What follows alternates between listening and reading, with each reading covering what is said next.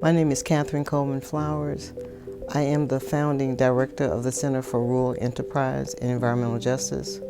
I am also the co-vice chair of the White House Environmental Justice Advisory Council, and I currently serve as Practioner-in-Residence for the Nicholas School at Duke.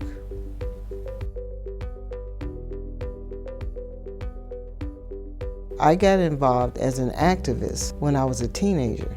Growing up in Lowndes County, Alabama, an area noted for its voting rights struggle, and my parents were activists. So as I got involved and I started seeing problems, I had developed a skill set to know how to address those issues.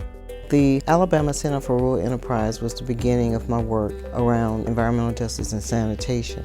People living without sanitation in the United States, primarily in rural communities, but it's also in some urban communities too. We tend to see it first and foremost, primarily in poor communities and communities of color. The infrastructure is not equal, and the infrastructure is also failing because of climate change.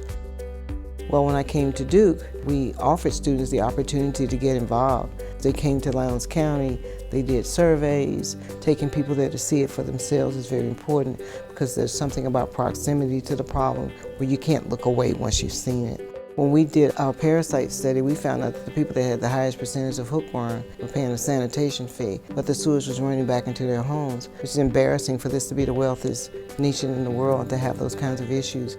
So we've been writing about it. We've used our platform to let local people tell their own stories, partnering with science to prove that there is a problem. We've developed a movement that has now gotten the attention of the President of the United States. And for the first time, there's money being allocated for wastewater in rural communities. So Duke has been very involved throughout the time that I've been doing this work, and I could not take all of the credit for the success without the students using their abilities that they had to expand our capacity to do this work. When I testified before Congress, the person that was sitting right behind me was a Duke student. Students are a key in helping us solve these problems. And I like to extend an invitation to young people here at Duke to reach out to us. We're offering internship opportunities for students to get the opportunity to actually be engaged and help us solving these problems. It's an opportunity to help at this moment.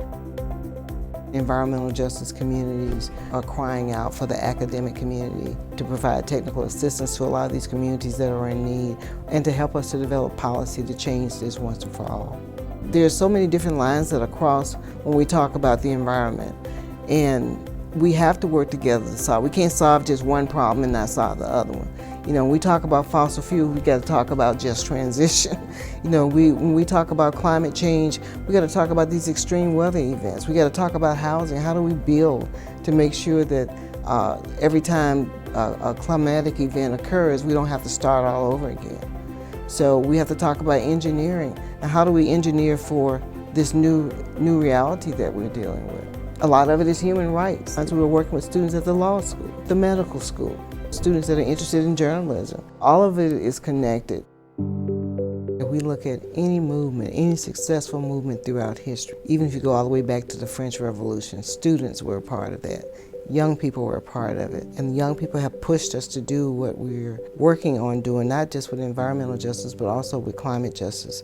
So I would encourage students to find a role. There's no role that's too small, no role that's too big to get involved and be engaged.